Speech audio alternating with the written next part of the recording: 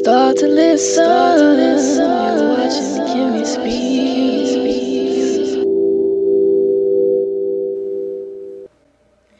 Hey, what's up, you guys? It's Kimmy Speaks, and I'm with you with vlog number 4. Now, I feel like I'm a pretty patient type of girl, woman, person, and especially when it comes to waiting for other people or waiting on other people. I think I'm pretty forgiving, you know?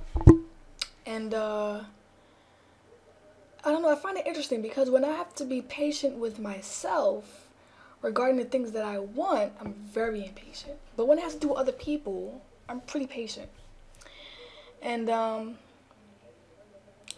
for instance, I can be very patient when like waiting in a waiting room or a waiting area, and you know, I'll just be pretty calm about it.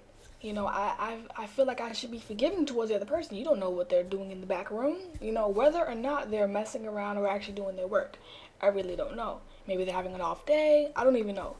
But I think I'm pretty forgiving when it comes to people taking their sweet time. But someone else in the same situation could be very unforgiving and even rude. You know, there's been plenty of times when I was with my mom. Just recently, I was with my mom. We were in the waiting room, and she was very impatient. And I'm looking at her, I'm like, Mom, could you please calm down? Like, you're embarrassing me. Here I am sitting here calmly, and you're acting like a raving lunatic. But anyway, I don't know. I seem to always be the one who's more patient than the other person, and whether it's my mom or my friends or my family members. So, here's usually how it goes. Guess I got a little bit of wait time. Oh my gosh, it's taking too long. Guess I'll read a little bit. This is taking extremely long. Hurry up in there. I did not come here to be sitting here all this time, waiting all this time when I could have been seen already. What are they doing back there?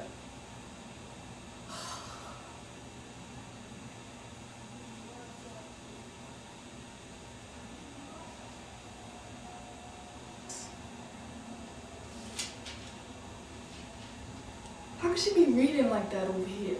It's ridiculous.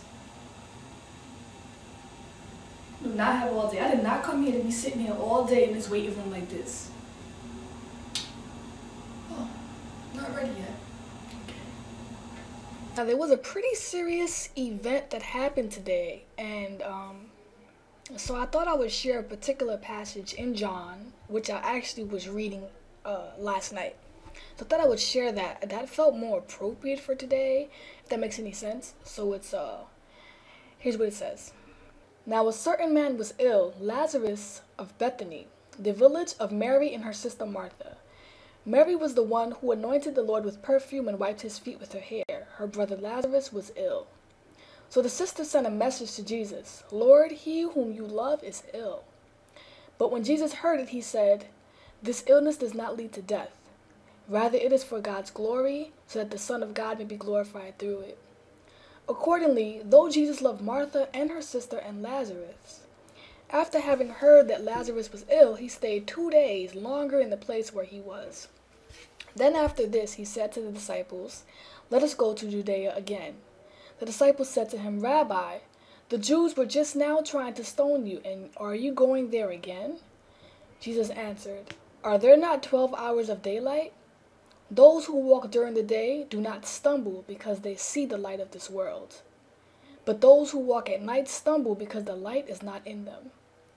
After saying this, he told them, our friend Lazarus had fallen asleep, but I'm going there to awaken him. The disciples said to him, Lord, if he has fallen asleep, he will be all right.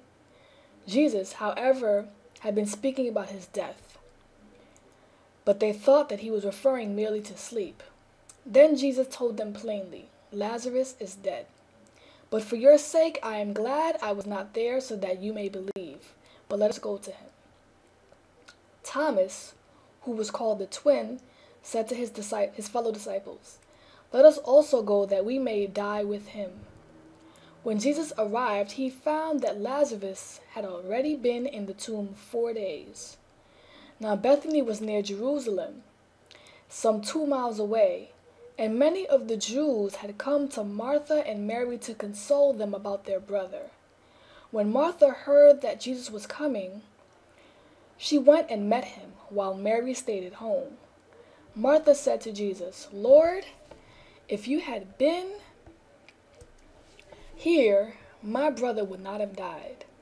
But even now I know that God will give you whatever you ask of him." Jesus said to her, "Your brother will rise again." Martha said to him, "I know that he will rise again in the resurrection on the last day." Jesus said to her, "I am the resurrection and the life. Those who believe in me, even though they die, will live. And everyone who lives and believes in me will never die. Do you believe this?" She said to him, "Yes, Lord, I believe that you are the Messiah, the Son of God, the one coming into the world." When she had said this, she went back and called her sister Mary and told her privately, "The teacher is here and is calling for you." And when she heard it, she got up quickly and went to him. Now Jesus had not yet come to the village, but was still at the place where Martha had met him. The Jews who were with her in the house, consoling her, saw Mary get up quickly and go out. They followed her because they thought that she was going to the tomb to weep there. When Mary came where Jesus was and saw him, she knelt at his feet and said to him, "Lord, if you had been here, my brother would not have died." When Jesus saw her weeping, and the Jews who came with her also weeping, he was greatly disturbed in spirit and deeply moved. He said, "Where have you laid him?" They said to him, "Lord, come and see." Jesus began to weep. So the Jews said, "See how he loved him." But some of them said, "Could not he who opened the eyes of the blind man have kept this man from dying?" Then Jesus, again greatly disturbed, came to the tomb. It was a cave, and a stone was lying against it. Jesus said, "Take away the stone." Martha, the sister of the dead man, said to him, "Lord, already there is a stench because he has been dead 4 days." Jesus said to her, "Did I not tell you that if you believed, you would see the glory of God?" So they took away the stone. And Jesus looked upward and said, "Father, I thank you for having heard me. I knew that you always hear me, but I have said this for the sake of the crowd standing here so that they may believe that you sent me." When he had said this, he cried with a loud voice, "Lazarus, come out." The dead man came out, his hands and feet bound with strips of cloth and his face wrapped in the cloth.